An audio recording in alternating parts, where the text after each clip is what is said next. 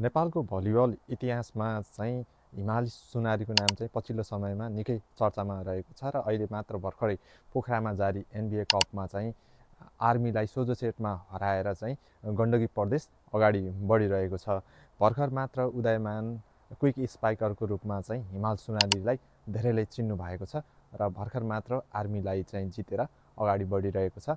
राष्ट्रिय भलिबल टिममा चाहिँ आर्मीलाई एकदमै कडा प्रतिस्पर्धी मानिन्छ र पछिल्लो समयमा गण्डकी प्रदेशबाट उत्पादित खेलाडीहरू आर्मी, एपिएफ लगायतका क्षेत्रमा गइरहेका छन् र पछिल्लो समयमै आफ्नै गण्डकीमै टिममा रहेर चाहिँ हिमाली सुनालीले चाहिँ राम्रो उत्कृष्ट प्रदर्शनी गर्दै आएका छन्। पछिल्लो समयमा गण्डकी प्रदेशबाट उत्पादित खेलाडीमध्ये हिमाल सुनारी चाहिँ क्विक स्पाइकरमा सबैको लोकप्रिय बन्दै गइरहेका छन्। खास गरी उनले जुन बललाई खेलाउने प्रतिभा र बललाई चाहिँ एकदम छिटो चाहिँ स्पाइक गर्ने भएकाले चाहिँ उनलाई एकदम रुचाइएको छ।